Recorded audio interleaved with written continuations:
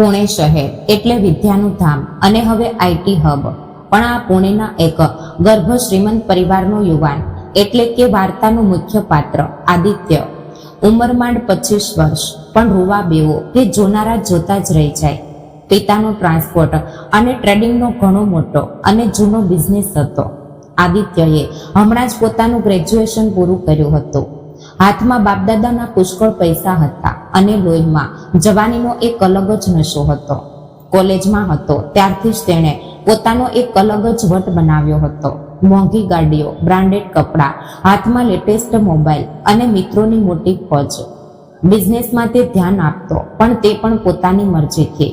અરે શું કરવાનું આટલું કામ કરીને? જિંદગી એકવાર જ મળે છે અને તેને એન્જોય કરવાની બોસ. પૈસા શું છે? આજે છે, કાલે નથી, પણ આ મજા પાછી નહીં આવે. આ તેનો ફેવરિટ ડાયલોગ હતો. તેની માતા રૂકમણીબાઈ અતિશય સાદા અને પરંપરાગત વિચારોના હતા. તેઓ સતત તેની પાછળ પડતા. અરે આદો, જરા શાંત બેસને હવે. તારી કોલેજ પૂરી થઈ ગઈ છે. પપ્પાના વ્યવસાયમાં બરાબર ધ્યાન આપ, નહીતર કાલે આટલું મોટું ઘર અને બિઝનેસ કેવી રીતે સંભાળીશ? માણસને પૈસાની કિંમત હોવી જોઈએ. પણ આદિત્ય માતાની વાત એક કાને સાંભળતો અને બીજે કાને કાઢી નાખતો. તેના માટે જીવન એટલે એક ક્યારેય ન પૂરી થનારી મોટી પાર્ટી હતી. જુલાઈ મહિનો શરૂ થયો હતો. પુણેમાં વરસાદની ઝરમર શરૂ થઈ ગઈ હતી. માટીની એ પહેલી સુગંધ અને રીમઝીમ વરસાદ. આવા વાતાવરણમાં યુવાનના પગ ઘરમાં કેવી રીતે રોકાય? આદિત્યના ગ્રુપે પ્લાન બનાવ્યો. લોનાવલા અને રાજમાચીનો ટ્રેક. શનિવારની સવાર હતી. આદિત્ય પોતાની સ્પોર્ટ્સ બાઇક કાઢી રહ્યો હતો. રૂકમણીબાઈ ચિંતામાં બહાર આવ્યા. અરે દીકરા, બહાર જો કેટલો વરસાદ પડે છે અને પેપરમાં સમાચાર હતા કે લોનાવલા તરફ ભેખડો ઘસી રહી છે. શું કામ જાય છે આજે? વરસાદી પાણી છે, ઘાટનો રસ્તો છે. રહેવા દે ને બાબા, આવતા અઠવાડિયે જજો. આદિત્યએ હેલ્મેટ હાથમાં લેતા હસીને ઉત્તર આપ્યો. મમ્મી, તું નાહકનું ટેન્શન લે છે. અમે શું નાના બાળકો છીએ? અમે રાજમાચીમાં અત્યારે ચોમાસામાં નહીં જઈએ તો શું ઉનાળામાં જઈશું? શેકાઈ જવા માટે? તું મસ્ત કાંદા ભજીયા બનાવજે, સાંજે હું આવ્યો જ સમજ. માતાનું કંઈ પણ સાંભળ્યા વગર તેણે ગાડીને કિક મારી અને તે પૂરપાટ વેગે લોનાવલા તરફ નીકળી ગયો. રૂકમણીબાઈના મનમાં એક અજાણ્યો ફાળ પડી રહ્યો હતો. લોનાવલા પહોંચ્યા પછી પ્રકૃતિનું એક અલગ અને રૌદ્ર રૂપ જોવા મળી રહ્યું હતું.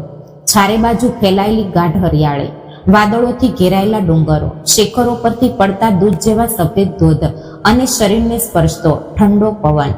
મિત્રો સાથે મજાક મસ્તી કરતા, ફોટા પાડતા આદિત્ય રાજમાચી તરફ ટ્રેકિંગ કરી રહ્યો હતો. સતત વરસાદને કારણે જમીન ઘણી લપસણી થઈ ગઈ હતી. ગાઈડે તેમને એક ચોક્કસ પોઈન્ટથી આગળ જવાની સખત મનાઈ કરી હતી. સાહેબ, આગળ રસ્તો બહુ ખરાબ છે અને ખીણ બહુ ઊંડી છે. ત્યાં શેવાળ બાજી ગયો છે. ભૂલે ચૂકે પગ લપસી ગયો તો સીધું મૃત્યુ જ મળશે. પણ જુવાનીનો નશો અને પૈસાનું અભિમાન માણસને ડાપણના શબ્દો સાંભળવા દેતું નથી. અરે મને શું શીખવાડે છે તું? હું આદિત્ય દેસાઈ છું. મને કંઈ નથી થતું. ચાલો છોકરાઓ, આપણે ત્યાં જઈને જોરદાર સેલ્ફી લઈએ. આદિત્ય મિત્રોને લઈને એ લપસણા અને જોખમી ભેખડ પાસે ગયો. વરસાદની સતત ઝરમર ચાલુ જ હતી. ધુમ્મસને કારણે આગળનું કંઈ બરાબર દેખાતું નહોતું. આદિત્ય એક મોટા શેવાળવાળા પથ્થર પર ઊભો રહીને પોઝ આપી રહ્યો હતો. અરે બરાબર પાડજે હો ફોટો, ઇન્સ્ટા પર મૂકવાનો છે, લાઇક્સ આવી જોઈએ, એવું તે હસતા હસતા બોલે છે. ત્યાં જ એ શેવાળવાળા પથ્થર પરથી તેનો પગ લપસ્યો. તેને કંઈ સમજાય એ પહેલા જ તેનું શરીર સંતુલન ગુમાવીને વેગથી નીચે પડવા લાગ્યું. આદિત્યના મિત્રોની ચીસો હવામાં જ વિલાઈ ગઈ. આદિત્ય વેગથી એ ઊંડી ખીણમાં ગબડતો ગયો. શરીર પર કાંટાળા ઝાંખરા ઘસાઈ રહ્યા હતા. મોટા પથ્થરો શરીર સાથે અથડાઈ રહ્યા હતા. એક ક્ષણે તે ખીણના એક વિશાળ ખડક પર જોરથી પટકાયો. તેના શરીરનો નીચેનો ભાગ એ પથ્થર સાથે અથડાયો. તેના પગમાંથી એક ભયંકર વેદનાની કળ મગજ સુધી પહોંચી અને એ જંગલમાં તેની એક આર્ત ચીસ ગુંજી ઉઠી. ત્યારબાદ તેની આંખો સામે સંપૂર્ણ અંધકાર છવાઈ ગયો. જ્યારે આદિત્યની શુદ્ધિ આવી ત્યારે તેના નાકમાં દવાનો ઉગ્ર ગંધ જઈ રહ્યો હતો. આંખો ખોલવામાં પણ તેને ભારે તકલીફ થઈ રહી હતી. નળિયો, સફેદ ચાદર, માથા પર ફરતો પંખો અને મશીનોનો પેલો બીપ બીપ આવતો અવાજ. તે પુણેની એક મોટી હોસ્પિટલમાં હતો. તેણે પોતાના પગ હલાવવાનો પ્રયત્ન કર્યો, પણ તે પથ્થર જેવા ભારે લાગ્યા. કમરની નીચે તેને કંઈ સંવેદના અનુભવાતી નહોતી. બંને પગ પર મોટું પ્લાસ્ટર બાંધેલું હતું. તેની બાજુમાં રૂકમણીબાઈ રડતા બેઠા હતા. પિતાનો ચહેરો ચિંતાથી કાળો પડી ગયો હતો. તેઓ એક રાતમાં 10 વર્ષ ઘણા થઈ ગયા હોય તેવા દેખાતા હતા. ડોક્ટર અંદર આવ્યા. Good morning mister Aditya, finally તમે હોશમાં આવ્યા છો. You are very lucky young man. આટલી ઊંચાઈ પરથી પડવા છતાં તમારો જીવ બચ્યો એ કોઈ ચમત્કારથી ઓછું નથી. પણ ડોક્ટર થોડા અટક્યા. પણ શું ડોક્ટર? મારા પગ, મને પગ કેમ હલાવી શકાતા નથી? આદિત્યએ ધ્રુજતા અવાજે પૂછ્યું. આદિત્ય, તમારા પગમાં મલ્ટિપલ ફ્રેક્ચર છે અને મુખ્ય વાત એ છે કે જાંઘ અને કમરની આસપાસના ચેતાતંતુઓને બહુ મોટો માર લાગ્યો છે. તમને ઓછામાં ઓછા 6 થી કે 8 મહિના તો બેડ પર જ રહેવું પડશે અને ત્યારબાદ પણ ચાલવા માટે ઘણી ફિઝિયોથેરાપી કરવી પડશે. તમે પોતાના પગ પર ફરી ક્યારે ઊભા રહી શકશો તે અત્યારે કહી શકાય નહીં. આ શબ્દો સાંભળતા જ આદિત્ય પર જાણે વીજળી પડી હોય. જે યુવાન ગઈકાલ સુધી પગના વેગે બાઇક ચલાવતો હતો, જેને આખી દુનિયા પોતાની મુઠ્ઠીમાં હોવાનું ગર્વ હતું, તેને હવે પોતાના પગ પર ઊભા રહેવા માટે બીજાની મદદની જરૂર પડવાની હતી. તે ચોધાર આંસુએ રડવા લાગ્યો. રૂકમણીબાઈએ તેને પાસે લીધો અને તેઓ પણ જોર જોરથી રડવા લાગ્યા. પછીના 8 મહિના આદિત્ય માટે ખરેખર નરક સમાન હતા. એક જ પલંગ પર પડી રહેવું, દરેક નાની મોટી વાત માટે, અહીં સુધી કે કુદરતી હાજત માટે પણ બીજા પર નિર્ભર રહેવું, આ બધું તેની સહન શક્તિની બહાર હતું. પણ આ વેદના અને એકાંતે તેને જીવનનું એક એવું સત્ય શીખવ્યું જે તે પૈસાના નશામાં ભૂલી ગયો હતો. રાતની શાંતિમાં જ્યારે તેને વેદનાને કારણે ઊંઘ ન આવી, ત્યારે તે વિચારતો, શું મેળવ્યું મેં એ મજા માટે? મારો એક ખોટો અહંકાર, મારી એ બેદરકારી આજે મને અહીં લઈ આવી છે. મમ્મીનું માન્યું હોત તો આજે આ દિવસ ન આવ્યો હોત. તેનામાં એક મોટું પરિવર્તન આવી રહ્યું હતું. તેનો એ ગુસ્સો અને ચીડિયાપણું જઈને ત્યાં એક ગજબની શાંતિ અને ગંભીરતા આવી ગઈ હતી, જે આદિત્ય ક્યારેય કોઈની સાથે સરખી રીતે વાત કરતો નહીં. તે હવે મમ્મીને પાસે બેસાડીને વાતો કરવા લાગ્યો. પિતાની મહેનતની તેને કદર થઈ. 8 મહિના પછી જ્યારે તેણે પહેલીવાર વોકરના સહારે જમીન પર પગ મૂક્યો અને તે 2 ડગલા ચાલ્યો, ત્યારે તે જૂનો ઊંચા ચડો આદિત્ય રહ્યો નહોતો. તે હવે એક સમજદાર, ગંભીર અને જીવનનું મહત્વ સમજનારો માણસ બની ગયો હતો. ધીરે ધીરે આદિત્ય સંપૂર્ણ સાજુ થઈ ગયો. લાકડીના સહારે જ કેમ ન હોય, પણ હવે તે પોતાના પગ પર ચાલવા લાગ્યો હતો. તેણે પૂરેપૂરું ધ્યાન પોતાના બિઝનેસમાં પરોવ્યું. પિતાનો વ્યવસાય તેણે પોતાની હોશિયારી અને નવી જીદથી બમણો કરી દીધો. આદિત્યમાં આ બદલાવ જોઈને રૂકમણીબાઈ અને તેના પિતા ખૂબ જ ખુશ થયા. હવે તેમને આદિત્યના લગ્નના ઓરતા જાગ્યા હતા. આદુ, હવે તું બરાબર ઠરીઠામ થઈ ગયો છે. ઘરમાં હવે એક વહુ લાવવી જોઈએ, એટલે મારો જીવ હેઠો બેસે. હવે મારે પોત્ર પોત્રી રમાડવા છે. એક દિવસ જમતી વખતે મમ્મીએ વિષય છેડ્યો. આદિત્ય પણ શાંતિથી હા પાડી, કારણ કે તેને પણ હવે જીવનમાં એક સાથની, એક પ્રેમની જરૂર લાગતી હતી. થોડા જ દિવસોમાં એક મધ્યસ્થી દ્વારા સ્નેહા નામની છોકરીનું માગું આવ્યું. સ્નેહા નામની જેમ જ તે દેખાવમાં પણ અતિશય સુંદર હતી. ગોરોવાન, પાણીદાર આંખો, લાંબા કાળા વાળ અને ચહેરા પર એક નિર્દોષ ભાવ. તે એક સામાન્ય પણ સંસ્કારી પરિવારની છોકરી હતી. જ્યારે આદિત્યએ તેને પહેલી વાર જોઈ, ત્યારે તે ખરેખર તેના પ્રેમમાં પડી ગયો. તેની સાદગી તેને ગમી ગઈ. સ્નેહાને પણ આદિત્યનો શાંત, સમજદાર સ્વભાવ અને તેની શ્રીમંતી ગમી. બંને પરિવારોની સંમતિથી મોટા ધામધૂમથી પુણેની એક 5 સ્ટાર લોન પર તેમના લગ્ન સંપન્ન થયા. લગ્નની એ દોડધામમાં, શરણાઈના સૂર અને સંબંધીઓની શુભેચ્છાઓમાં આદિત્ય પોતાને ભૂલી ગયો હતો. તેને લાગતું હતું કે જીવનમાં જે ખરાબ સમય આવ્યો હતો તે હવે કાયમ માટે પૂરો થયો છે. ભગવાને તેની જોડીમાં સ્નેહાના રૂપમાં એક સુંદર સપનું અને બીજી તક આપી છે. લગ્નની પહેલી રાત હવામાં એક અલગ જ સુગંધી પમરાટ હતો. મોગરા અને ગુલાબોના ફૂલોથી આદિત્યનો બેડરૂમ નવવધુની જેમ સજાવવામાં આવ્યો હતો. આદિત્ય બારી પાસે ઊભો રહીને બહારના શાંત રસ્તા તરફ જોઈ રહ્યો હતો. તેના મનમાં વિચારોનું વંટોળ જાગ્યું હતું. કેટલું બદલાઈ ગયું મારું જીવન આ 2 વર્ષમાં. મૃત્યુના મોઢામાંથી પાછો આવ્યો છું હું. સ્નેહા જેવી આટલી સુંદર અને સમજદાર છોકરી મારી પત્ની બનીને આ ઘરમાં આવી છે. હું તેને ક્યારેય કોઈ દુઃખ નહીં આપું. તેને રાણીની જેમ રાખીશ અને એક આદર્શ સંસાર વસાવીશ. થોડી વારમાં દરવાજો ખખડ્યો. સ્નેહા હાથમાં દૂધનો ગ્લાસ લઈને ધીરે ધીરે અંદર આવી. લાલ રંગની રેશમી પૈઠણી, શરીર પર પરંપરાગત સોનાના દાગીના અને ઝૂકેલી નજર. તે કોઈ અપ્સરા જેવી લાગતી હતી.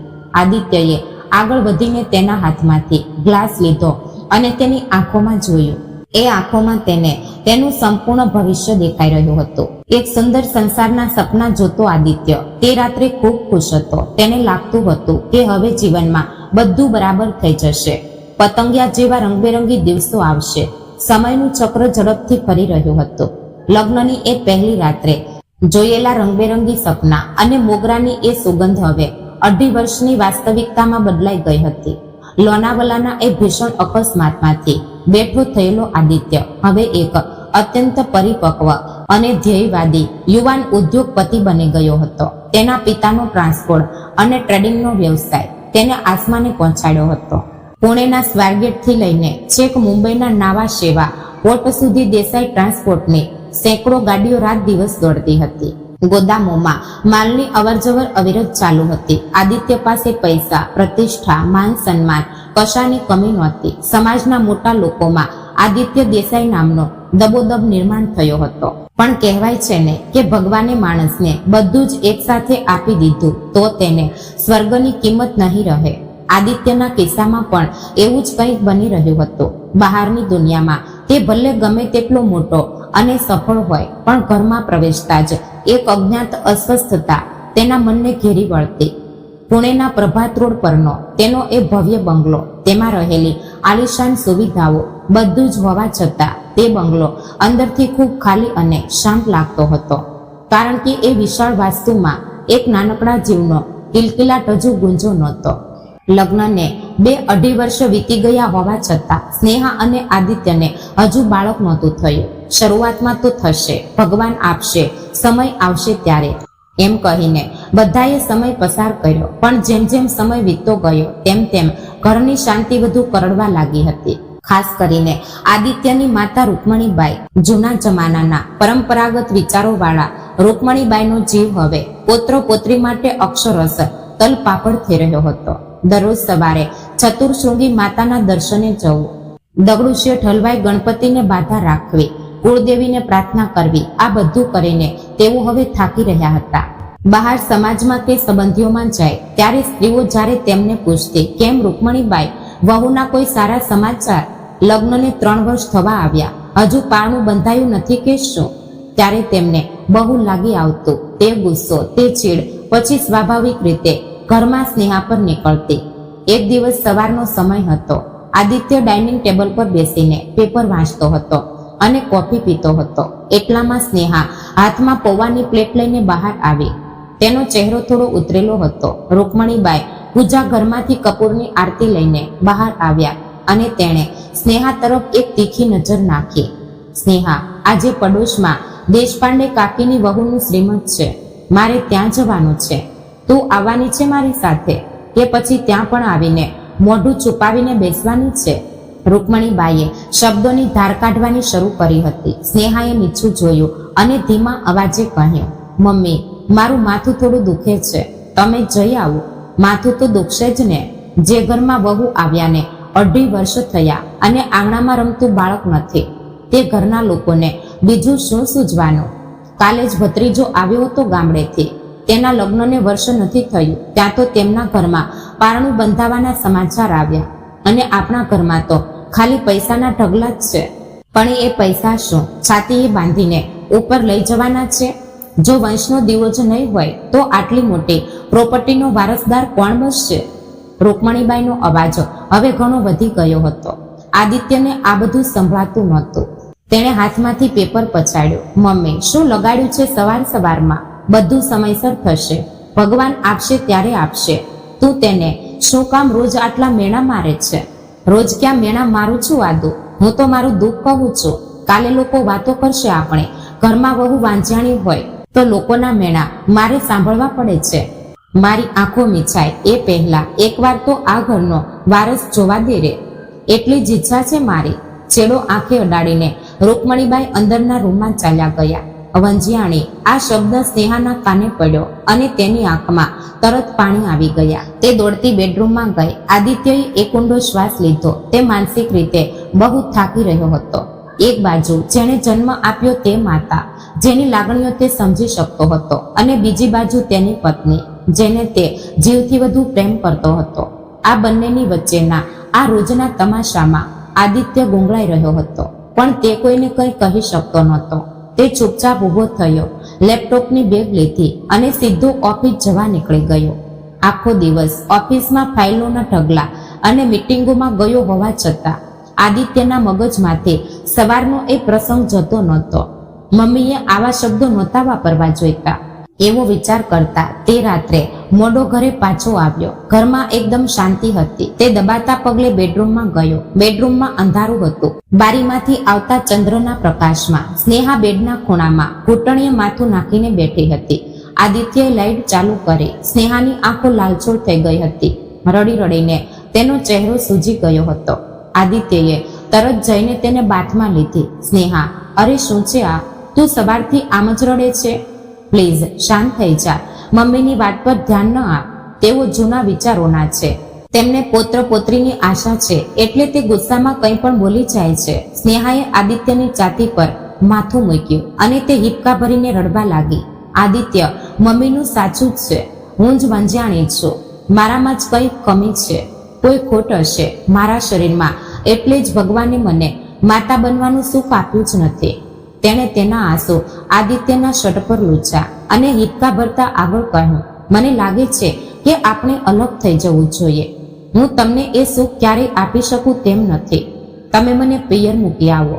તમે બીજા લગ્ન કરી લો. ઓછામાં ઓછું કોઈ સારી છોકરી પાસેથી તો તમને અને મમ્મીને વશનો દીવો મળશે. તેના એ શબ્દો સાંભળીને આદિત્યનું હૈયું ભરાઈ આવ્યું. તેને પોતાનો અકસ્માતનો સમય યાદ આવ્યો, જ્યારે તે લાચાર થઈને બેડ પર પડી રહ્યો હતો અને પોતાની જાતને નકામી માનતો હતો. આજે તેની સ્નેહા એવી રીતે પોતાની જાતને દોષ આપી રહી હતી. તેને તેના પર બહુ દયા આવી. તે તેને જોરથી વળગીને બોલ્યો, સ્નેહા, તું પાગલ થઈ ગઈ છે. આવું ફરી ક્યારેય બોલતી નહીં મારી સામે. બીજા લગ્ન? મૂર્ખ છે તું. અરે, બાળક થવું કે ન થવું એ આપણા હાથમાં હોય છે. એ તો કુદરતનો નિયમ છે, અને જો બાળક નહીં થાય તો આપણે દત્તક લઈશું, પણ તારે મને છોડીને જવાની વાત કરવાની નહીં. સ્નેહાએ રડમસ અવાજે અતિશય ચાલાકીથી આગળનો દાવ ફેંક્યો. ના આદિત્ય, આપણે આમ અંધારામાં ન રહી શકીએ. મને ખબર છે મારામાં જ પ્રોબ્લેમ છે. મારી એક સહેલીએ મને બહુ મોટા ડૉક્ટરનું સરનામું આપ્યું છે. આપણે કાલે ને કાલે ત્યાં જઈશું. હું મારા બધા ટેસ્ટ કરાવી લઈશ, એટલે એકવાર સત્ય સામે આવી જાય. ઠીક છે, તું કહે છે તેમ કરીએ. આપણે કાલે જ પુણેના પેલા મોટા ડોક્ટર પાસે જઈશું. બધા ટેસ્ટ કરાવી લઈશું, પણ તું પોતાની જાતને આવી તકલીફ આપવાનું પહેલા બંધ કર. આદિત્યે તેની પીઠ પર હાથ ફેરવી તેને શાંત કરી. આદિત્યના ગળે વળગીને ઊંઘી જવાનું નાટક કરતી સ્નેહા અંધારામાં પોતાની આંખો ખુલ્લી રાખીને બેઠી હતી. તેના હોઠ પર એક અત્યંત પાતળી અને કપટી હાસ્ય રેખા ઉભરી આવી હતી. તેના બનાવટી આંસુ ક્યારનાય સુકાઈ ગયા હતા. આદિત્યએ તેને ડોક્ટર પાસે લઈ જવા માટે હા પાડી દીધી હતી, અને તેની રમત બરાબર તેના મન મુજબ જ સફળ થઈ રહી હતી. બીજા દિવસની સવાર હંમેશની જેમ જ પડી, પણ આદિત્યના મનમાં એક અજ્ઞાત ફાળ હતી. રાત્રે સ્નેહાએ કરેલી ભાવુક અપીલ પછી તેણે નક્કી કર્યું હતું કે આજે જ ડોક્ટર પાસે જવું. સ્નેહાએ સવારે ઉઠીને ઘણી ચાલાકીથી એક ક્લિનિકનું સરનામું આદિત્યને આપ્યું. આદિત્ય મારી જૂની સહેલી છે. તેના ઓળખીતા ડોક્ટર છે, ડોક્ટર સમીર. પુણેના બહુ મોટા અને પ્રખ્યાત સ્પેશિયાલિસ્ટ છે. આપણે ત્યાં જઈશું. આદિત્યએ મૂંગા મોઢે હા પાડી.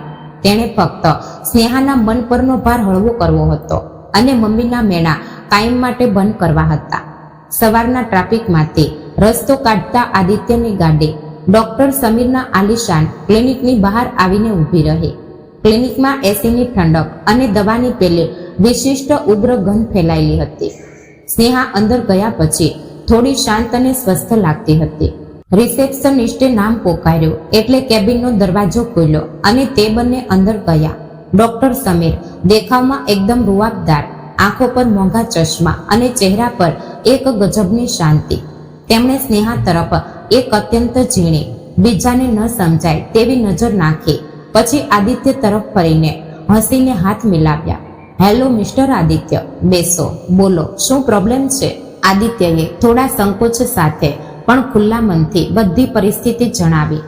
લગ્નને 2.5 વર્ષ થયા. ઘરમાં ચાલતી અસ્વસ્થતા અને સ્નેહાની પોતાની જાત પ્રત્યેની બીક, આ બધું તેણે ડોક્ટર સામે રજૂ કર્યું. ડોક્ટર સમીરે બધું શાંતિથી સાંભળી લીધું અને હાથમાં રહેલી પેન ટેબલ પર ટેપ કરતા અત્યંત ગંભીર અને વ્યાવસાયિક અવાજમાં કહ્યું, જુઓ આદિત્ય, આજકાલના ભાગદોડભર્યા જીવનમાં આ બહુ કોમન છે, પણ એક વાત હું હંમેશા કહું છું, જ્યારે બાળક નથી થતું ત્યારે સમાજમાં ફક્ત સ્ત્રીને જ દોષ દેવામાં આવે છે, પણ મેડિકલ દ્રષ્ટિએ ફક્ત સ્ત્રીની તપાસ કરીને ચાલતું નથી. પતિ પત્ની બંનેની ટેસ્ટ થવી એટલી જ જરૂરી છે.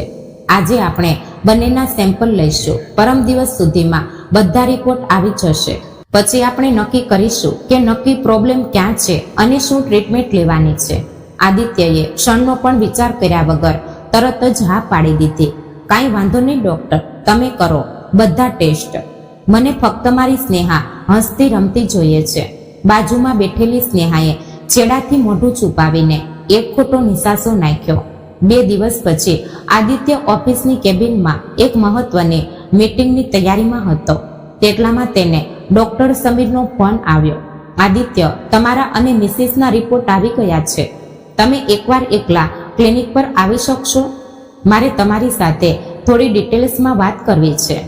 આદિત્યના હૃદયમાં ધ્રાસકો પડ્યો. એકલાને કેમ બોલાવ્યો હશે? સ્નેહાના રિપોર્ટમાં કંઈ ભયંકર તો નહીં હોય ને?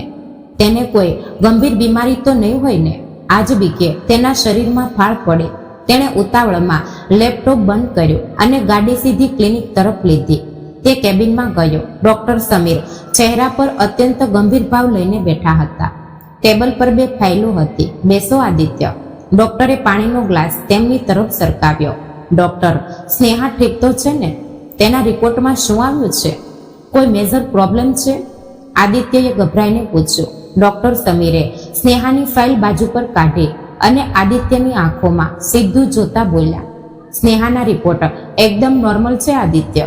શી ઇઝ એબ્સોલ્યુટલી ફાઇન. તેને માતા બનવામાં કોઈ પણ અડચણ નથી. આદિત્યના જીવમાં જીવ આવ્યો. તેણે શાંતિનો શ્વાસ લીધો અને ચહેરા પર સ્મિત સાથે કહ્યું, થેન્ક ગોડ. એટલે કે તે આમથી જ પોતાની જાતને દોષ આપતી હતી. તો ડોક્ટર, પ્રોબ્લેમ શું છે? આપણે કોઈ દવા શરૂ કરવાની છે? ડોક્ટર સમીરે બીજી ફાઇલ ખોલી. તે આદિત્યની હતી. કેબિનમાં અચાનક એક ભયંકર શાંતિ છવાઈ ગઈ. આદિત્ય, પ્રોબ્લેમ સ્નેહામાં નથી, પ્રોબ્લેમ તમારામાં છે. આ વાક્ય સાંભળતા જ આદિત્યના ચહેરાના હાવભાવ થંભી ગયા. તેને પોતાના કાન પર વિશ્વાસ ન આવ્યો. મારામાં? એટલે શું કહેવું છે તમારે ડોક્ટર? ડોક્ટરે આંખો પરથી ચશ્મા ઉતાર્યા અને આગળ નમીને અત્યંત ઠંડા પણ રૂવાડા ઊભા કરી દે તેવા અવાજમાં કહેવા લાગ્યા, આદિત્ય, તમારી મેડિકલ હિસ્ટ્રીમાં તમે એક મોટા અકસ્માતનો ઉલ્લેખ કર્યો છે. થોડા વર્ષો પહેલા લોનાવાલામાં તમે ખીણમાં પડ્યા હતા, બરાબર? આદિત્યએ અંતરની જેમ માથું હલાવ્યું. તેનું ગળું સુકાવા લાગ્યું હતું. તે અકસ્માતમાં તમારા કમરની નીચેના ભાગમાં જે ભયંકર માર લાગ્યો હતો તેનાથી તમારા હાડકાં તો જોડાઈ ગયા આદિત્ય, પણ તમારી પ્રાઇવેટ નસો કાયમ માટે ડેમેજ થઈ ગઈ છે. અત્યાર સુધી તમને તેનો ત્રાસ અનુભવાયો નથી કારણ કે તમારું રૂટીન નોર્મલ હતું, પણ તમારા ટેસ્ટ રિઝલ્ટ કહે છે કે તમારા સ્પર્મ કાઉન્ટ એકદમ 0 છે અને તે વધવાની કોઈ પણ એટલે કે 1% પણ શક્યતા નથી. ડોક્ટર એક સેકન્ડ માટે અટક્યા અને તેમણે છેલ્લો ખીલો આદિત્યના હૃદય પર ફેંક્યો. આઈ એમ વેરી સોરી આદિત્ય, પણ મેડિકલ સત્ય એ જ છે કે તમે હવે આ જન્મમાં ક્યારેય પિતા બની શકશો નહીં, ક્યારેય પિતા બની શકશો નહીં. આ શબ્દો આદિત્યના કાનમાં કોઈ બોમ્બની જેમ ફૂટ્યા. તેના મગજમાં એકાએક સન્નાટો છવાઈ ગયો. આસપાસની હવા જાણે અચાનક ગાયબ જ થઈ ગઈ અને તેને શ્વાસ લેવામાં તકલીફ થવા લાગી. તે એ ખુરશી પર જ નિર્જીવ પૂતળાની જેમ થીજી ગયો. ડોક્ટર, તમે શું બોલો છો? આવું કેવી રીતે થાય? અરે, હું એકદમ ઠીક છું. તમે મને જોઈ રહ્યા છો ને? અરે, મારો બિઝનેસ, મારું બધું નોર્મલ છે. તમે ફરી એકવાર ચેક કરો ને પ્લીઝ ડોક્ટર. ક્યાં કંઈ ભૂલ થઈ હશે. માણસથી ભૂલો થાય છે ને ડોક્ટર. આદિત્યનો અવાજ ધ્રુજતો હતો. આંખોમાં પાણી આવવા લાગ્યા હતા. તે અક્ષરશ ડોક્ટર સામે હાથ જોડીને આજીજી કરી રહ્યો હતો. આદિત્ય, શાંત થઈ જાઓ.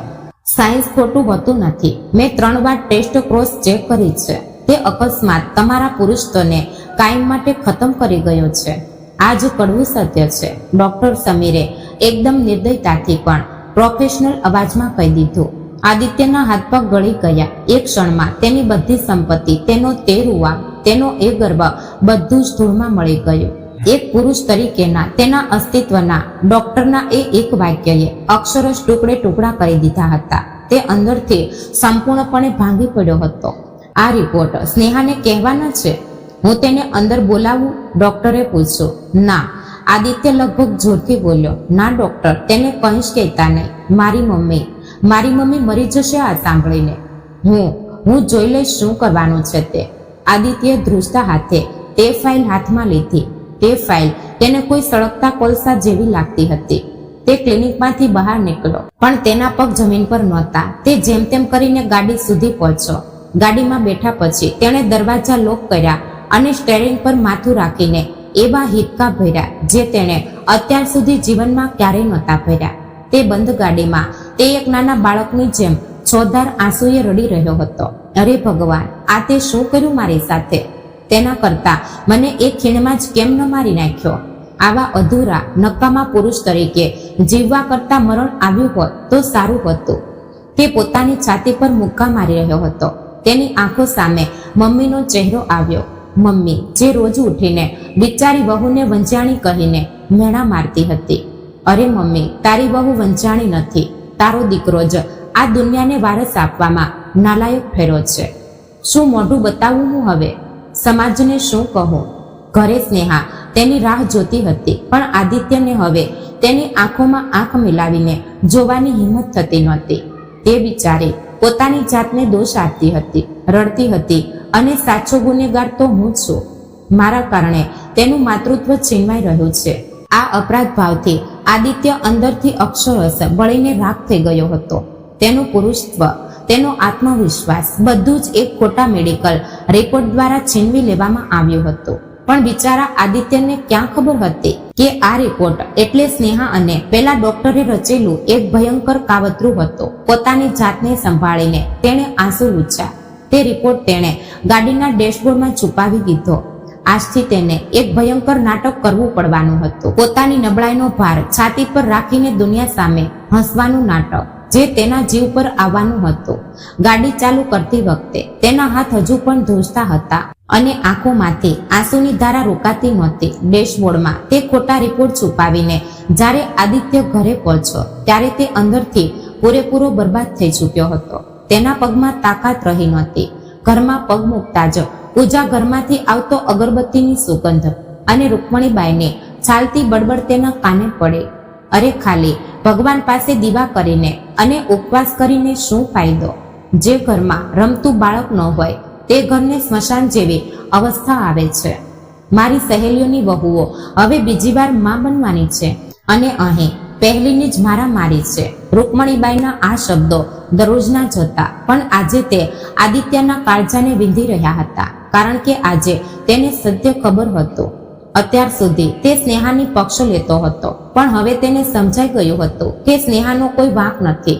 વાંક તેના પોતાના જ લોહીમાં, તેના પુરુષત્વમાં છે. પછીના થોડા મહિના આદિત્ય માટે કોઈ જીવતા નરક જેવા હતા.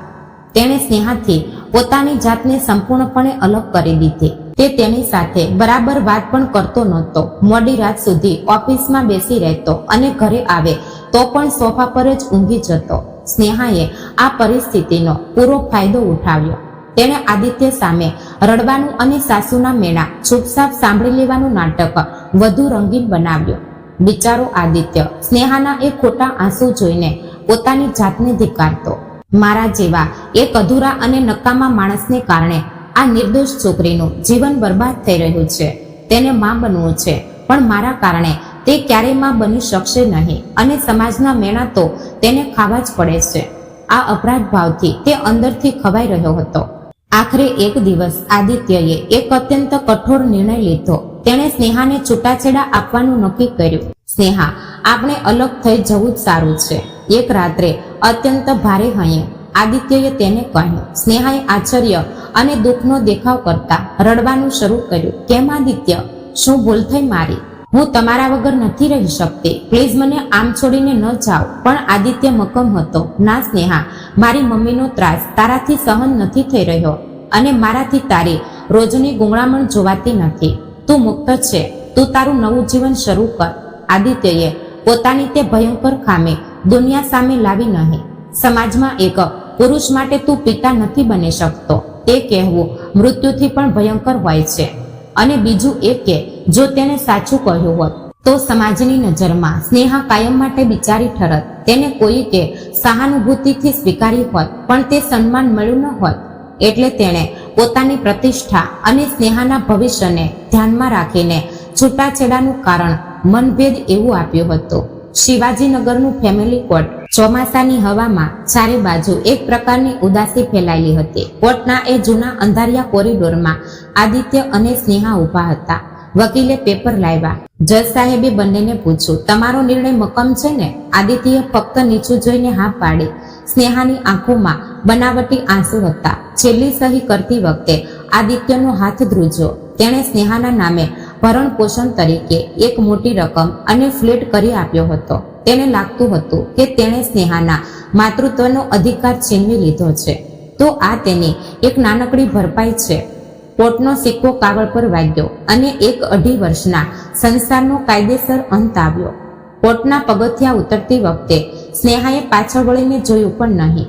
તે નીકળી ગઈ. પોતાના સાચા પ્રેમી પાસે જવા માટે આઝાદ થઈ ગઈ. પણ પાછળ રહી ગયો આદિત્ય, એકલો, ખાલી અને અંદરથી સંપૂર્ણપણે મરી ગયેલો.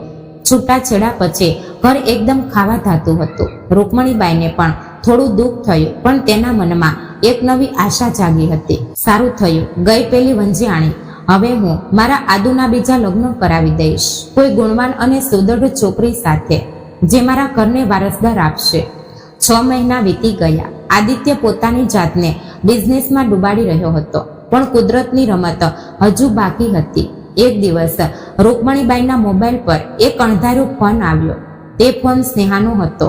રૂકમણીબાઈ પહેલા તો ગુસ્સે થયા, પણ સ્નેહાએ અત્યંત મીઠા અવાજે અને રડતા રડતા તેમને જાળમાં ફસાવ્યા. મમ્મી, હું તમારા ઘરને વારસદાર ન આપી શકી.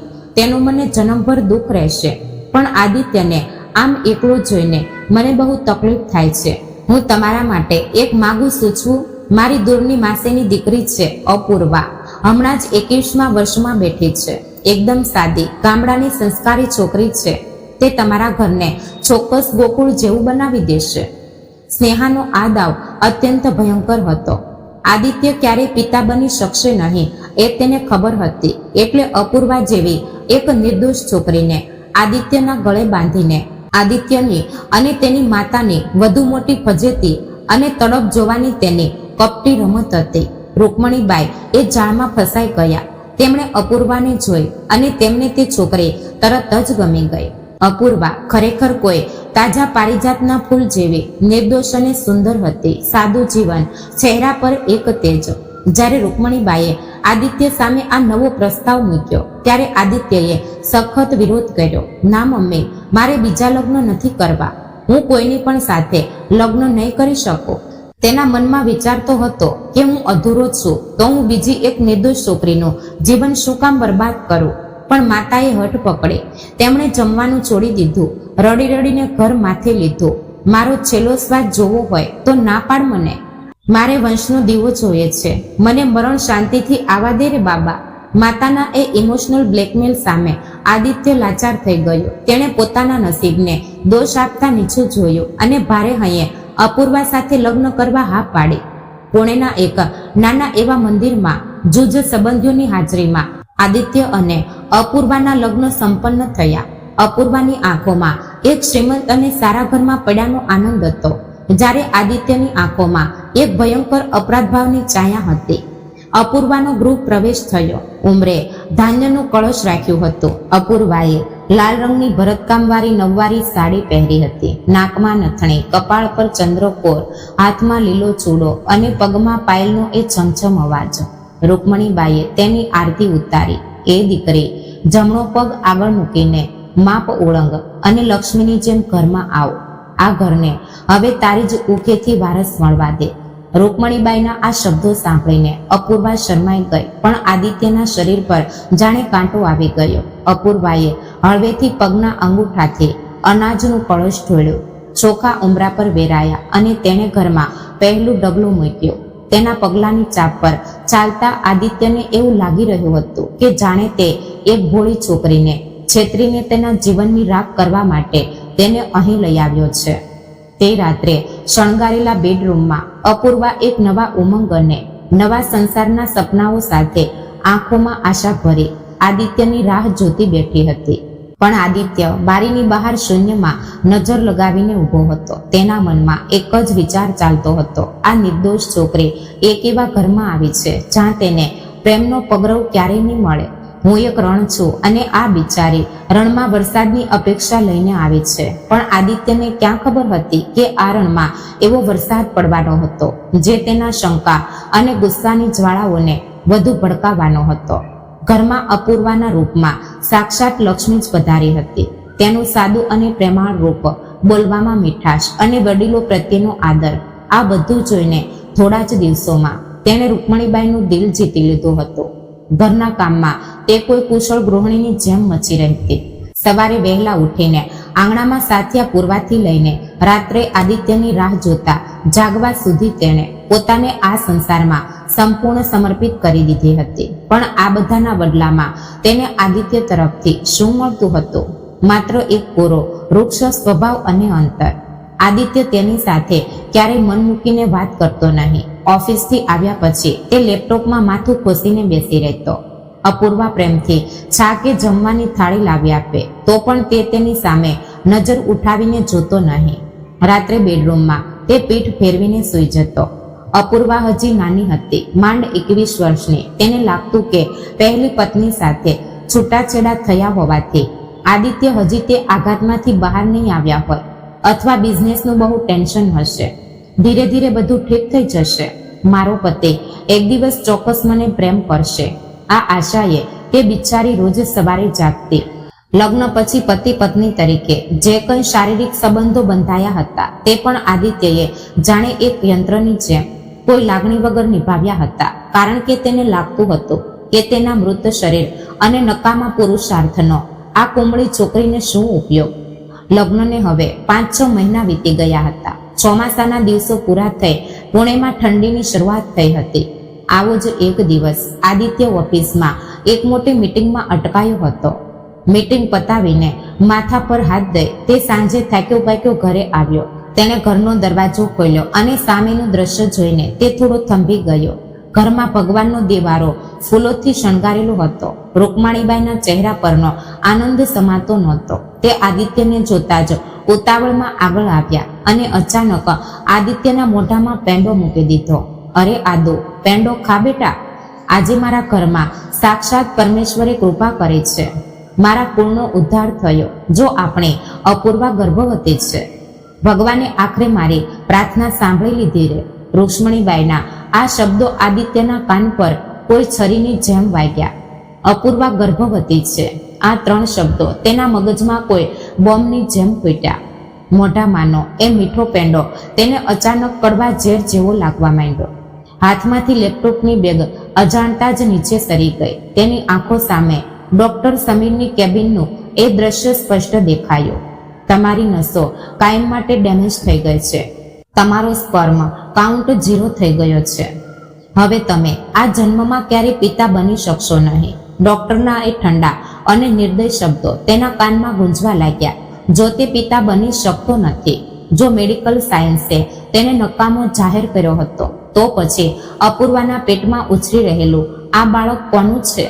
આ એક જ વિચાર તેના મગજમાં સાપની જેમ ફેણ ચડાવવા લાગ્યો. તેના પગ નીચેથી જમીન સરકી ગઈ. શ્વાસ ભારે થઈ ગયો. તેણે હળવેથી નજર ઉઠાવી. સામે અપૂર્વા ઊભી હતી. શરીર પર એક સાદી સુતરાઉ સાડી, ચહેરા પર એક મીઠો શરમાળ ભાવ અને કપાળ પર પરસેવાનું બિંદુ. એક માતૃત્વનો અહેસાસ તેના ચહેરા પર સ્પષ્ટ દેખાતો હતો. પણ આજે આદિત્યને એ ચહેરામાં નિર્દોષતા ન દેખાઈ. તે ક્ષણે આદિત્યની નજરમાં અપૂર્વા આ દુનિયાની સૌથી કપટી, ચારિત્રહીન અને જૂઠી સ્ત્રી સાબિત થઈ. મારી પાછળ આના કોની સાથે સંબંધો છે? લગ્ન પહેલાથી જ આનું ગામમાં કોઈની સાથે લફરું હશે અને આ પાપ છુપાવવા માટે જ આણે મારા જેવા ધનવાન મૂર્ખ સાથે લગ્ન કર્યા હશે. કેટલી નિર્લજતાથી આ મારા ઘરમાં બીજાનું પાપ ઉછેરે છે. આદિત્યના મનમાં શંકા અને ગુસ્સાનું ભયંકર તોફાન ઉઠ્યું. તેને થયું કે અત્યારે જ આ છોકરીને ગરદન પકડી તેને ઘરમાંથી આંકી કાઢું. પણ તે કંઈ કરી શકતો નહોતો. તે અક્ષરશ લાચાર હતો. જો તેણે અપૂર્વાના ચરિત્ર પર આરોપો મૂક્યા હોત અને બૂમ પાડીને કહ્યું હોત કે આ મારું બાળક નથી, તો તરત જ પ્રશ્ન આવત, કેમ? આ તારું બાળક કેમ ન હોઈ શકે? અને ત્યારે તેને પોતાના નપુંસક હોવાનો ખોટો રિપોર્ટ અને અધૂરો પુરુષાર્થ દુનિયા સામે લાવવો પડત. સમાજની આબરૂ, માતાની હાલત અને પોતાનો ખોટો અહંકાર, આ બધાના બોજ નીચે આદિત્યએ હોઠ પીસી દીધા. એક ખોટી પ્રતિષ્ઠા ખાતર તેણે એ અપમાન અંદરને અંદર ગળી લીધું. કેમ રે, આમ પૂતળાની જેમ કેમ ઊભો રહ્યો? તને આનંદ ના થયો? માતાએ પૂછ્યું. હા, ખૂબ આનંદ થયો છે. આય, હું ફ્રેશ થઈને આવું છું, અત્યંત રૂક્ષ રીતે કહે. આદિત્ય ઝડપથી બેડરૂમમાં જતો રહ્યો અને અંદરથી દરવાજો બંધ કરી દીધો. તે રાત્રે આદિત્ય જમવા પણ બહાર ન આવ્યો. તે દિવસથી આદિત્ય સાવ બદલાઈ ગયો. તેનામાં રહેલા એ શંકાના ભૂતે તેની વિચારવાની શક્તિ છીનવી લીધી હતી. તે અપૂર્વા સાથે અક્ષરઃ જાનવર જેવું વર્તન કરવા લાગ્યો. તે નજીક આવતી તો તે ધિક્કારથી દૂર ખસી જતો. મારી નજીક આવવાની કોશિશ પણ ના કરતી. મને તારો સ્પર્શ પણ સહન નથી થતો, એવું તે આંખો કાઢીને તેને ધમકાવતો. અપૂર્વા બિચારી મૂંઝાઈ ગઈ. ગર્ભાવસ્થામાં એક સ્ત્રીને પોતાના પતિના આધારને, તેના પ્રેમને અને લાડની સૌથી વધુ જરૂર હોય છે. પણ અહીં તો લાડ તો દૂર, તેને આદિત્યનો માત્ર તિરસ્કાર અને ગાળો મળતી હતી. એક રાત્રે અપૂર્વા આદિત્ય માટે ગરમ દૂધનો ગ્લાસ લઈને બેડરૂમમાં આવી. આદિત્ય લેપટોપ પર કામ કરતો હતો. તેણે ડરતા ડરતા દૂધનો ગ્લાસ ટેબલ પર મૂક્યો અને ધ્રુજતા અવાજે પૂછ્યું, તમારાથી મારી કોઈ ભૂલ થઈ છે? તમે મારી સાથે આવું કેમ વર્તન કરો છો? મને ખબર પડી છે ત્યારથી તમે મારી સાથે સરખી વાત પણ નથી કરતા. બાળકનું નામ શું રાખવું એ પણ તમે એકવાર પૂછ્યું નથી. મારો ગુનો શું છે એ તો કહો. તેની આંખોમાંથી પાણી વહેવા લાગ્યું. આદિત્યએ લેપટોપ જોરથી બંધ કર્યું. તેની આંખો ગુસ્સાથી લાલચોળ હતી. તે તેના પર ઘસી આવ્યો અને બોલ્યો, ગુનો? તારો ગુનો શું છે એ તને સારી રીતે ખબર છે. મારી સામે આ સતી સાવિત્રી બનવાનું નાટક ના કર. જે કંઈ ચાલી રહ્યું છે તે મૂંગા મોઢે સહન કર. આ ઘરમાં તને રાણીની જેમ રહેવા મળે છે ને, એટલામાં ખુશ રહે. મને તારા આ નાટકોમાં અને તારા આ ઉછરી રહેલા ગર્ભમાં જરાય રસ નથી. સમજાયું? અપૂર્વા ડરીને બે ડગલા પાછળ ખસી ગઈ. આદિત્યના એ ઝેરી શબ્દો તેના કાળજાને વિંધી ગયા. તારા એ વધતા ગર્ભની આ શબ્દો સાંભળીને તે અંદરથી સાવ તૂટી ગઈ. તે રોજ રાત્રે અશિકામાં મોઢું છુપાવીને ડોસતે ડોસતે રડતી. મારા પતિને મારું બાળક કેમ નથી જોઈતું? તેમના મનમાં એવું શું ચાલે છે જે મને નથી કહેતા? આ પ્રશ્ન તેને દિવસ રાત સતાવતો હતો. રૂકમણીબાઈને લાગતું કે બિઝનેસના ટેન્શનને કારણે આદિત્ય ચીડિયો થઈ ગયો છે. તેઓ અપૂર્વાને ખૂબ સંભાળ રાખતા, તેને જમાડતા.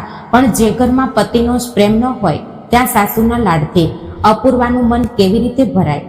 આદિત્યએ અપૂર્વાને એકવાર પણ હોસ્પિટલ ચેકઅપ માટે લીધી ન હતી. તે એકલી અથવા સાસુ સાથે રિક્ષા કરીને ડોક્ટર પાસે જતી. ઘરમાં બાળકના સ્વાગતની તૈયારીઓ શરૂ હતી. નાના બાળકોના કપડાં અને રમકડા આવી રહ્યા હતા અને બીજી તરફ બેડરૂમમાં એક ભયંકર શંકાની આગમાં આદિત્ય અને અપૂર્વાનો સંબંધ બળીને ખાક થઈ રહ્યો હતો. શંકાનું આ ઝેર એટલું ભયંકર હોય છે કે તે સારામાં સારા માણસની માનવતા ખતમ કરી નાખે છે. આદિત્યને હવે અપૂર્વાની દરેક હિલચાલ પર શંકા થવા લાગી હતી. તે ફોન પર કોઈની સાથે વાત કરતી હોય તો તું ચોક્કસ તારા એ પ્રેમી સાથે જ વાત કરતી હોઈશ. એવા ગંદા વિચારો તેના મનમાં આવતા. તે તેને સતત ટોણા મારતો, તેનું અપમાન કરતો. અપૂર્વાની હાલત પાંજરામાં ફસાયેલા એક નિર્દોષ પક્ષી જેવી થઈ ગઈ હતી. તેને ન તો ઉડી શકાતું હતું, ન એ પાંજરામાં સુખેથી જીવી શકાતું હતું. સમયનું ચક્ર અટકતું નથી. પુણેની નદીમાં જેમ પાણી વહે છે તેમ સમય પણ ઝડપથી વહી રહ્યો હતો. લગ્ન પછીના 7-8 વર્ષો કેવી રીતે વીતી ગયા એ આદિત્યને પણ સમજાયું નહીં. પણ આ વર્ષો એટલે તેના અને અપૂર્વાના જીવનમાં એક ક્યારેય ન પૂરો થતો અહંકાર હતો. આ સમયગાળામાં અપૂર્વાએ 3 બાળકોને જન્મ આપ્યો હતો. સૌથી મોટી દીકરી શ્રાવણી, ત્યાર પછી ઈશ્વરી અને સૌથી નાનો દીકરો વેદાંત. રૂકમણીબાઈના ઘરમાં જાણે ગોકુળિયું વાતાવરણ આવી ગયું હતું. ઘરમાં નાના બાળકોનો કિલકિલાટ, તેમની બોલી, તેમના ઝઘડા અને રૂકમણીબાઈના લાડ બધું જ એક સુખી પરિવાર જેવું દેખાતું હતું. પણ આ ફક્ત બહારથી દેખાતું ચિત્ર હતું. ઘરનો ઉંબરો ઓળંગીને અંદર ગયા પછી એક અલગ જ ગૂંગળામણ અનુભવાતી હતી. એ ભવ્ય બંગલો અંદરથી કોઈ બરફની પેટી જેવો થીજી ગયેલો હતો. કારણ કે ઘરનો મુખ્ય પુરુષ આદિત્ય પોતાના જ ઘરમાં એક અજાણ્યા માણસની જેમ ફરતો હતો. આદિત્યનો બિઝનેસ હવે ઘણો મોટો થઈ ગયો હતો. પૈસાનો તો જાણે ઢગલો હતો. બહારની દુનિયામાં તે એક સફળ અને પ્રભાવશાળી ઉદ્યોગપતિ હતો.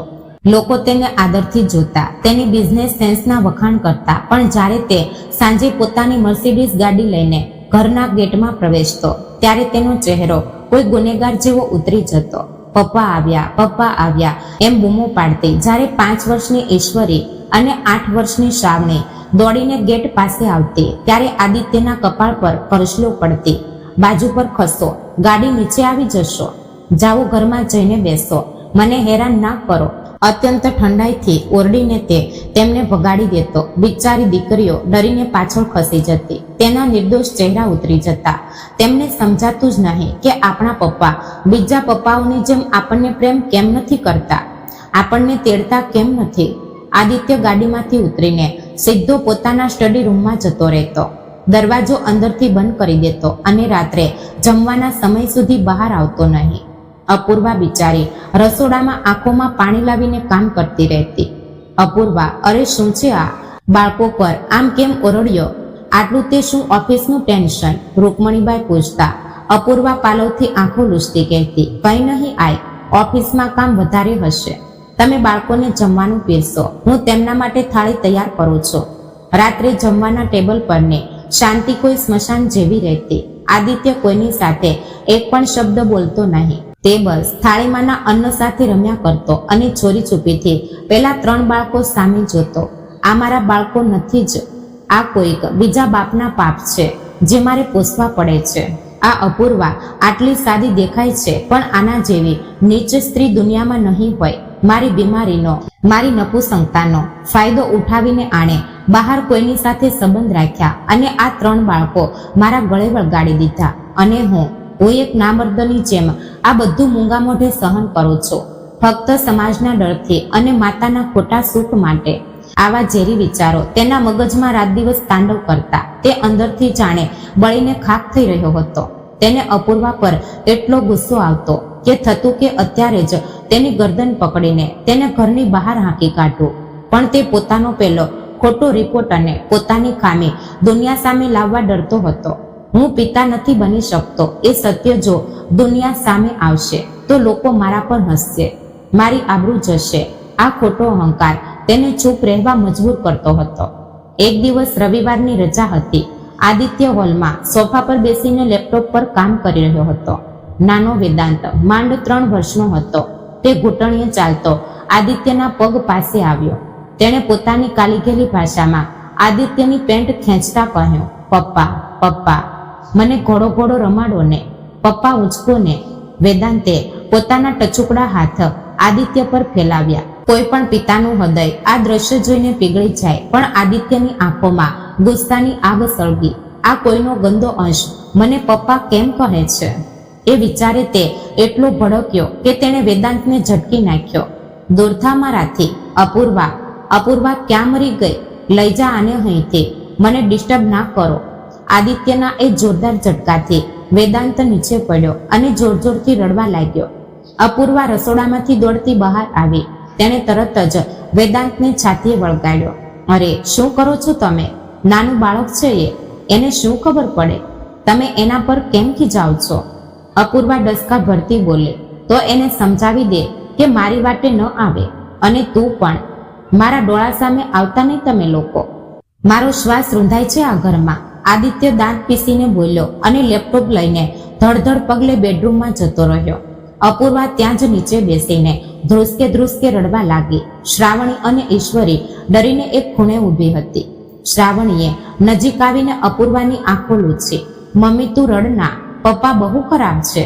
એ આપણને પ્રેમ જ નથી કરતા. મારી બહેનપણીઓના પપ્પા તો એમને બગીચામાં લઈ જાય છે, ચોકલેટ લાવે છે. આપણા પપ્પા આપણી પાસે કેમ નથી આવતા મમ્મી? શ્રાવણીના એ નિર્દોષ પ્રશ્ન પર અપૂર્વા પાસે કોઈ જવાબ નહોતો. તે બસ એ બાળકોને પોતાને બાથમાં લઈને રડતી હતી. મારો શું ગુનો છે દેવ? મેં આ ઘર માટે, આ માણસ માટે મારું સર્વસ્વ અર્પણ કર્યું, પણ મને ફક્ત તિરસ્કાર અને ગાળો જ મળી. મેં એવી કઈ ભૂલ કરી કે મારા નસીબમાં આવો પતિ આવ્યો? રાતે બેડરૂમમાં અપૂર્વા આદિત્યને પૂછવાનો પ્રયત્ન કરતી. તમને જો મારી કોઈ ભૂલ લાગતી હોય તો મને સજા આપો ને, પણ એ નિર્દોષ જીવોનો શું વાંક? એ તો તમારા જ લોહીના અંશ છે ને, તો પછી તમે એમની સાથે પારકા જેવું વર્તન કેમ કરો છો? મારા લોહીના અંશ. આદિત્ય એક અત્યંત કુરૂપ અને ભયાનક હસ્યો. સતી સાવિત્રીનું નાટક મારી સામે ના કર અપૂર્વા. મને બધું જ ખબર છે કે તું શું છે અને તારું ચરિત્ર કેવું છે એ મને સારી રીતે ખબર છે. ફક્ત મારી માતા માટે અને સમાજના ડરથી મેં તને આ ઘરમાં રાખી છે. જે દિવસે મારો સંયમ ખૂટશે તે દિવસે તને અને આ તારા છોકરાઓને હું ધક્કા મારીને બહાર કાઢીશ. અપૂર્વા આ સાંભળી સ્તબ્ધ થઈ ગઈ. અરે તમે શું બોલો છો? આ તમે મારા ચરિત્ર પર શંકા કરો છો? હું સપનામાં પણ બીજા પુરુષનો વિચાર નથી કરી શકતી. તમે આવું કેવી રીતે બોલી શકો? તે હાથ જોડીને રડતી હતી. બસ એક પણ શબ્દ વધુ ના બોલતી. મારી આંખો સામેથી જતી રહે. આદિત્યએ તેને હાંકી કાઢી. આદિત્યના આ વર્તનને લીધે ઘરમાં હંમેશા તણાવ રહેતો. રૂકમણીબાઈને પણ હવે આદિત્ય પર ગુસ્સો આવવા લાગ્યો હતો. કેમ રે આદુ, તને પૈસાનું આટલું અભિમાન આવી ગયું છે કે શું? વહુ છોકરા પર આવો અન્યાય કરે છે. તારા પિતા ક્યારે મારી સાથે આવું નથી વર્ત્યા. પણ આદિત્ય કોઈનું સાંભળવાની સ્થિતિમાં નહોતો. તે અંદરથી એક ભયાનક નરકમાં જીવી રહ્યો હતો. બહારથી જોનારાઓને લાગતું કે આદિત્ય દેસાઈ કેટલો સુખી માણસ છે. સુંદર પત્ની, 3 મીઠા બાળકો, પુષ્કળ પૈસા. પણ આદિત્યને જ ખબર હતી કે તે રોજ રાત્રે સૂતી વખતે મૃત્યુની પ્રાર્થના કરતો હતો. મને કેમ મરણ નથી આવતું? કેમ હું આ જૂઠાણાનો બોજ વહન કરું છું? તેના મનમાં અપૂર્વા પ્રત્યેની શંકા અને ગુસ્સો હવે એટલો ચરમસીમાએ પહોંચ્યો હતો કે તે ગમે ત્યારે ફાટી નીકળવાની તૈયારીમાં હતો. તે એક ભયાનક હતાશાની ગર્તામાં ફેલાયેલો હતો. તણાવ અને શંકાના એ ભયાનક કાળમાં આદિત્યના 8-9 વર્ષ ગમે તેમ કરીને વીતી ગયા હતા. ઘરમાં 3 બાળકો, વધતો બિઝનેસ અને બેંક બેલેન્સ, આ બધું હોવા છતાં આદિત્ય હવે અંદરથી સાવ પોકળ થઈ ગયો હતો. અપૂર્વા અને બાળકો પરનો તેનો ગુસ્સો હવે તેની નસોનસમાં વ્યાપી ગયો હતો. રોજ સવારે ઉઠીને એક ચારિત્રહીન સ્ત્રીને પોતાની પત્ની કહેવાની અને બીજા કોઈના બાળકોને પોતાનું નામ આપવું, એ કલ્પનાથી જ તેને પોતાની જાત પર સૂગ આવતી હતી. એક દિવસ સાંજે આદિત્ય ઓફિસમાં બેઠો હતો. પુણેમાં બહાર જોરદાર વરસાદ પડી રહ્યો હતો. બારીના કાચ પરથી સરકતા પાણીના ટીપા અને અંદર કેબિનમાં રહેલી એ શાંતિ. આદિત્ય શૂન્યમાં નજર લગાવીને બેઠો હતો. અચાનક તેના ટેબલ પરનો મોબાઈલ વાગ્યો. સ્ક્રીન પર એક અજાણ્યો નંબર ચમકતો હતો. આદિત્યએ કંટાળીને ફોન ઉઠાવ્યો. Hello, Aditya Desai speaking. Hello Aditya, ઓળખ્યો મને? સામેથી એક પરિચિત પણ ઘણા વર્ષો પછી સાંભળેલો અવાજ આવ્યો. એ અવાજ સાંભળતા જ આદિત્યના શરીરમાંથી એક ઠંડી ધ્રુજારી પસાર થઈ ગઈ. એ અવાજ સ્નેહાનો હતો. તેની પહેલી પત્ની સ્નેહા. સ્નેહા, તું આટલા વર્ષો પછી અચાનક? શું કામ છે? આદિત્યનો અવાજ કઠોર હતો. આદિત્ય, મને ખબર છે તું મારા પર ગુસ્સે હોઈશ, પણ મારે તને એકવાર મળવું છે. ખૂબ જ મહત્વનું કામ છે. તારા જીવન સાથે સંબંધિત છે. અત્યારે આવી શકીશ? હું તને મારા ઘરનું લોકેશન મોકલું છું. આદિત્યને કંઈ સમજાયું નહીં. આ અચાનક કેમ મળવા બોલાવે છે અને મારા જીવન સાથે સંબંધિત શું કામ હોઈ શકે? તેના મનમાં 100 પ્રશ્નો ઊભા થયા. ગુસ્સામાં તેણે ફોન કાપી નાખ્યો, પણ બીજી સેકન્ડે મોબાઈલ પર એક લોકેશન આવ્યું. તે કોથરૂડની એક પોશ સોસાયટીનું લોકેશન હતું. કંઈક ભયાનક હોવાની આછી જાણ આદિત્યને થઈ. તેણે ગાડીની ચાવી લીધી અને તે સીધો એ લોકેશન તરફ નીકળ્યો. વરસાદમાં ગાડી ચલાવતા તેના વિચારોનું ચક્ર ગતિમાં હતું. આ સ્ત્રી હવે શું નાટક લઈને આવી હશે? મને પૈસા માંગવા તો નહીં બોલાવતી હોય ને? લોકેશન પર પહોંચ્યા પછી આદિત્યએ ગાડી પાર્ક કરી અને લિફ્ટથી 4થા માળે ગયો. બેલ વગાડતા જ દરવાજો ખુલ્યો. સામે સ્નેહા ઊભી હતી. તે હવે પહેલા કરતા વધુ મોડર્ન અને ઠાઠવાળી દેખાતી હતી. શરીર પર મોંઘા કપડાં, ગળામાં મંગળસૂત્ર. આદિત્ય, અંદર આવ. તેણે હસીને સ્વાગત કર્યું. આદિત્ય આશંકાભરી નજરે અંદર ગયો. ફ્લેટ ઘણો મોટો અને આલિશાન હતો. તે હોલમાં જઈને સોફા પર બેઠો. બોલ સ્નેહા, શું કામ છે? અને આ કોનું ઘર છે? આ મારું ઘર છે આદિત્ય, અને મારા પતિનું. સ્નેહાએ શાંતિથી જવાબ આપ્યો. પતિનું? એટલે તે બીજા લગ્ન કરી લીધા? સારું થયું, પણ મને અહીં કેમ બોલાવ્યો છે? તેનો જવાબ તને મારો પતિ જ આપશે. સ્નેહાએ બેડરૂમ તરફ જોઈને બૂમ પાડી. અરે બહાર આવો. બેડરૂમનો દરવાજો ખોલ્યો અને જે માણસ બહાર આવ્યો તેને જોઈને આદિત્યના પગ નીચેથી જમીન સરકી ગઈ. તેની આંખો પહોળી થઈ ગઈ. તે માણસ બીજું કોઈ નહીં પણ ડોક્ટર સમીર હતો. એ જ ડોક્ટર સમીર જેણે આદિત્યને તું ક્યારે પિતા નહીં બની શકે એવો રિપોર્ટ આપ્યો હતો. ડોક્ટર સમીર, તમે અહીં શું કરો છો? અને સ્નેહા, આ તારું પતિ છે? આદિત્ય મૂંઝવણ અને આઘાતમાં ઊભો થઈ ગયો. ડોક્ટર સમીરે ચહેરા પર એક અત્યંત નિર્લજ્જ અને વિજયી સ્મિત આપ્યું. હેલો આદિત્ય, બેસો. હા, હું જ સ્નેહાનો પતિ છું અને એ જ સત્ય કહેવા માટે આજે તને અહીં બોલાવ્યો છે. આદિત્યને કંઈ સમજાતું નહોતું. એટલે શું? તમે બંનેએ લગ્ન કર્યા? પણ ડોક્ટર, તમે તો સ્નેહાના ઓળખીતા હતા ને? અને મારો પેલો રિપોર્ટ? સ્નેહા અચાનક મોટેથી હસી પડી. તેનું એ હાસ્ય આદિત્યને કોઈ ડાકણ જેવું ભયાનક લાગ્યું. ઓળખીતા નહીં રે આદિત્ય, સમીર અને મારો કોલેજ કાળથી જ પ્રેમ હતો. અમારે લગ્ન કરવા હતા, પણ મારા ઘરવાળાઓએ તારા પૈસા અને સ્ટેટસ જોઈને મારું લગ્ન તારી સાથે કરાવી દીધું. હું પહેલા દિવસથી જ તારી સાથે છૂટાછેડા લેવાનો વિચાર કરતી હતી, પણ મારે તારી પાસેથી સારી એવી રકમ અને ફ્લેટ જોઈતા હતા. એટલે મેં એક પ્લાન ઘડ્યો. સ્નેહાના દરેક શબ્દ સાથે આદિત્યના કાળજા પર જાણે ઘા થઈ રહ્યા હતા. તે સ્તબ્ધ થઈને સાંભળી રહ્યો હતો. તે જોયું આદિત્ય, લગ્ન પછી 2.5 વર્ષ આપણને બાળક ન થયું. કેમ? કારણ કે હું છુપી રીતે ગર્ભ નિરોધક ગોળી લેતી હતી. મારે તારા જેવા માણસોનું બાળક પેદા કરવું જ નહોતું. પછી મેં તારી માતાના મેળાનો ફાયદો ઉઠાવ્યો, રડવાનું નાટક કર્યું અને તને સમીરના ક્લિનિકમાં લઈ ગઈ. સ્નેહા અત્યંત ક્રૂરતાથી કહી રહી હતી. ડોક્ટર સમીરે વાત આગળ વધારી. અને ત્યાં આદિત્ય, મેં જે રિપોર્ટ તને આપ્યો ને તે સંપૂર્ણપણે ખોટો હતો. તારા પેલા લોનાવાલાના અકસ્માતથી તારી નસોને કંઈ જ થયું નહોતું. You are absolutely normal. તું 100% પિતા બની શકે છે. એ રિપોર્ટ ફક્ત તને ડરાવવા માટે અને તને પોતાની નજરમાં પાડી દેવા માટે અમે બનાવ્યો હતો, જેથી તું પોતે જ પોતાની નબળાઈના બોજ હેઠળ સ્નેહાને છૂટાછેડા આપી દે. અને થયું પણ એવું જ. શું બકવાસ કરો છો તમે બંને? ખોટો રિપોર્ટ? એટલે હું પિતા બની શકું છું? હું નામર્દ નથી? આદિત્યના ગળામાં શબ્દો નીકળતા નહોતા.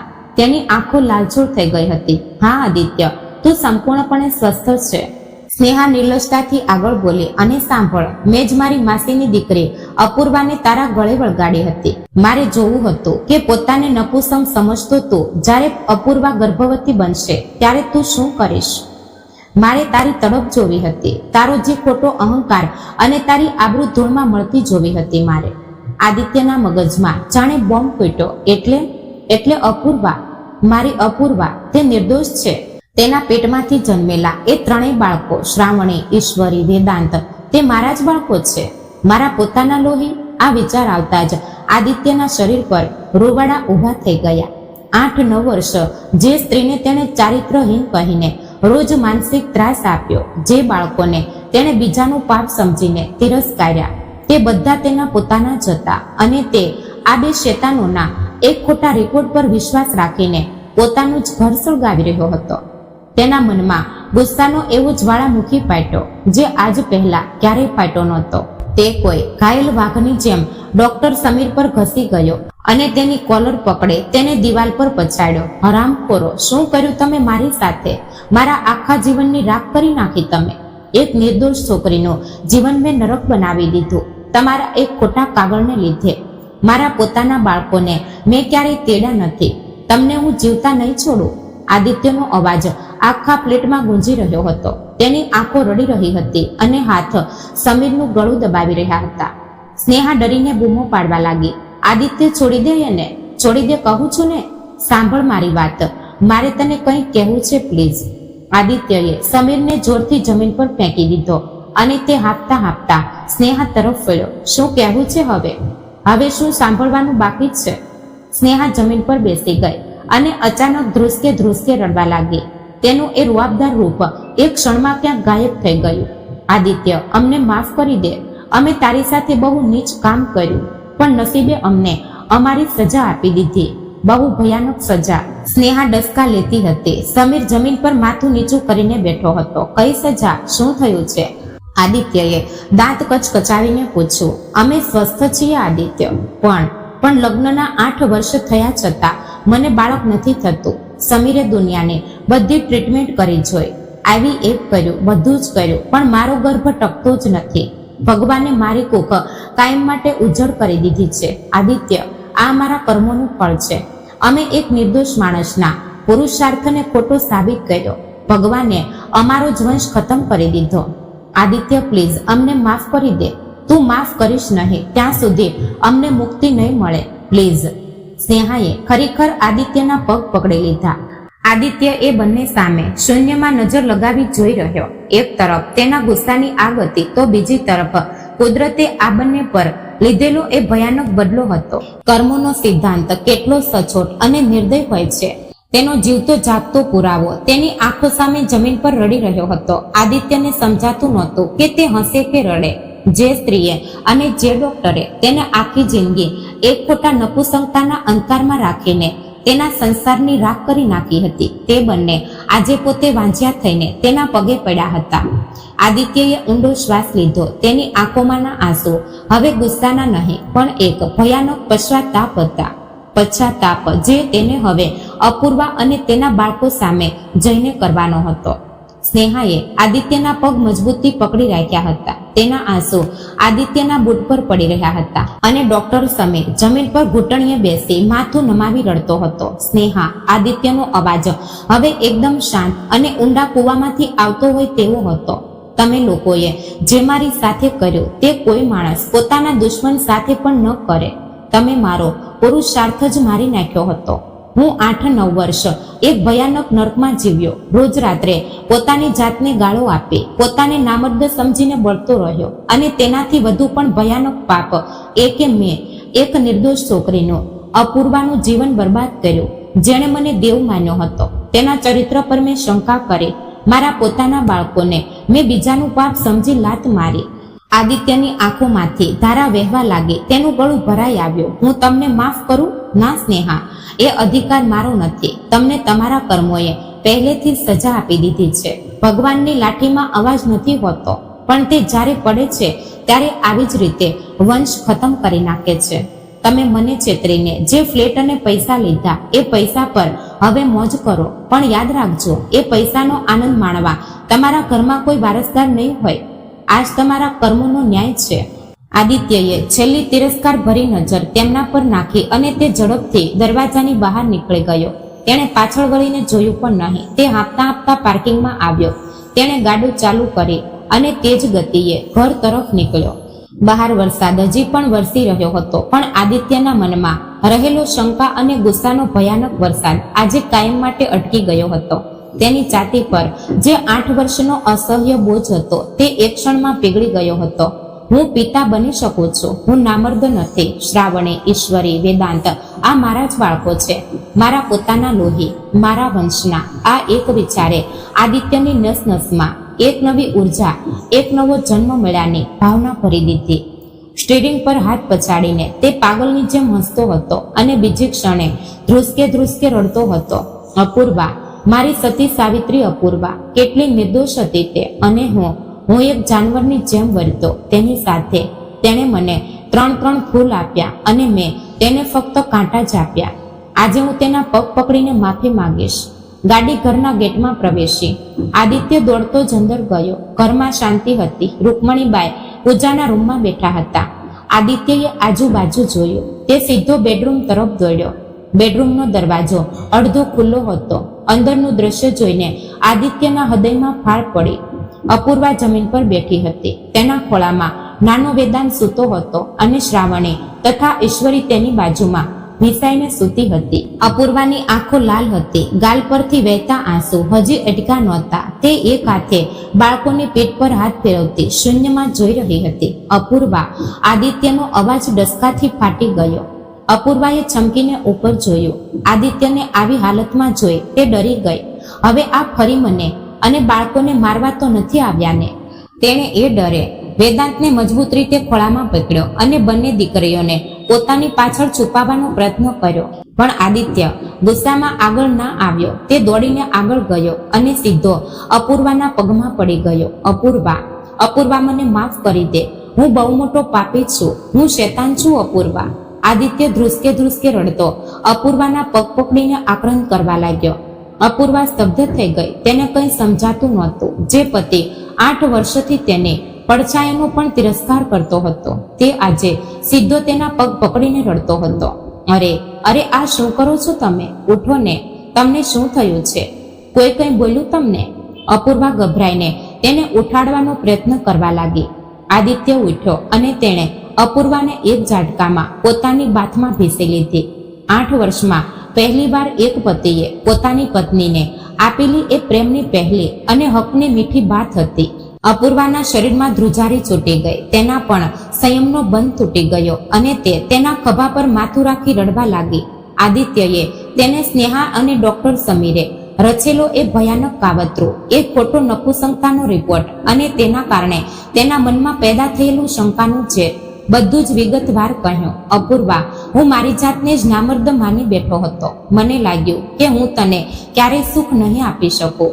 અને જ્યારે તું ગર્ભવતી થઈ ત્યારે મને લાગ્યું કે આ બાળકો મારા નથી. પણ હકીકતમાં તો એ મારી મૂર્ખતા હતી. તારા જેવી દેવી પર મેં શંકા કરી. મેં તારા માતૃત્વનું અપમાન કર્યું. મને સજા આપ પૂર્વા. મને તારા પગે મારી નાખ પણ મને છોડીને ના જતી. આ બાળકો મારા જ છે, મારો અંશ છે. આદિત્ય નાના બાળકની જેમ તેના પાલવથી આંખો લૂછી રહ્યો હતો.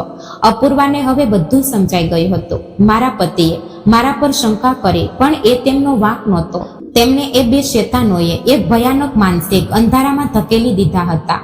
અપૂર્વાનું એ વિશાળ અને સંસ્કારી મન આદિત્યના સાચા પશ્ચાતાપથી પીગળી ગયું. તેણે આદિત્યના હાથમાં હાથ લીધા અને કહ્યું, અરે, જે થયું તે ભૂલી જાઓ હવે. એ એક ભયાનક સપનાનો કાળ હતો જે હવે પૂરો થઈ ગયો છે. તમે મારા દેવ છો. હું તમારા પર ક્યારેય ગુસ્સે ના થઈ શકું. અને આ બાળકો તમારા જ છે, તમારો પડછાયો છે. આદિત્યએ નીચે બેસીને વેદાંતને, જે હવે જાગી ગયો હતો, તેને વાલથી ઊંચકી પોતાની છાતીએ વળગાડ્યો. તેના ગાલ પર અને કપાળ પર અગણિત ચુંબન કર્યા. મારો દીકરો, મારો વાઘ છે આ. મને માફ કરી દે બેટા. તારા પપ્પાએ તને ક્યારેય તેડ્યો નહીં. આદિત્ય રડતા રડતા વેદાંતને પંપાળી રહ્યો હતો. શ્રાવણી અને ઈશ્વરી આ બધું જોઈને ડરી બાજુમાં ઊભી હતી. આદિત્યએ હાથ ફેલાવ્યા અને બૂમ પાડી, આવો શ્રાવણી, ઈશુ, આવો અહીં મારી દીકરીઓ. તમારા પપ્પાને માફ કરી દો ને. બંને દીકરીઓ દોડીને આવી અને આદિત્યને ગળે વળગી પડી. પપ્પા, તમે હવે અમારા પર ગુસ્સો નહીં કરો ને? શ્રાવણીએ નિર્દોષતાથી પૂછ્યું. ક્યારે નહીં બેટા. હવે તારા પપ્પા તને છોડીને ક્યાંય નહીં જાય. આપણે બહુ મજા કરીશું, બહુ રમીશું. આદિત્યએ તેમને પોતાની બંને બાથમાં સમાવી લીધા. રૂકમણીબાઈ પૂજા રૂમમાંથી દોડતા જ બેડરૂમમાં આવ્યા. આ દ્રશ્ય જોઈને તેમની આંખોમાંથી હર્ષના આંસુ વહેવા લાગ્યા. મારા ઘરમાં આજે સાચી દિવાળી આવી. મારા પાંડુરંગે મારી પ્રાર્થના સાંભળી લીધી. તે પાલવથી આંખો લૂછતા બોલ્યા. તે રાત્રે આદિત્યએ અપૂર્વાના ખોળામાં માથું રાખી અત્યંત શાંતિથી ઊંઘ લીધી. 8 વર્ષના એ ભયાનક વનવાસ પછી આજે સાચા અર્થમાં તેમના સંસારમાં એક સુંદર નવી કુંપળ ફૂટી હતી. શંકાનું ઝેર કાયમ માટે નાશ પામ્યું હતું અને ત્યાં પ્રેમ તથા વિશ્વાસનો એક મીઠો જરો વહેવા લાગ્યો હતો. પેલી બાજુ સ્નેહા અને સમીર પોતાના ખાલી અને વાંજિયા ઘરમાં પોતાના કર્મોનું ફળ ભોગવતા એકાકી જીવન જીવી રહ્યા હતા અને અહીં આદિત્ય, અપૂર્વા અને તેમના 3 બાળકો એક નવા આનંદી અને પરિપૂર્ણ જીવનની શરૂઆત કરી રહ્યા હતા. પેલું, શંકા એ એક એવું ઝેર છે જે સારામાં સારા સંબંધોને ક્ષણમાં રાખ કરી નાખે છે, પણ સત્યને ક્યારેય મરણ હોતું નથી. તે ગમે તેટલું ઊંડું દટાયેલું હોય તો પણ એક દિવસ બહાર આવે જ છે અને અંધકાર દૂર કરે છે. તો મિત્રો, આ વાર્તા ગમી હોય તો ચેનલને અત્યારે જ સબસ્ક્રાઇબ જરૂરથી કરી દેજો. જય શ્રી કૃષ્ણ. રાધે રાધે. હર હર મહાદેવ.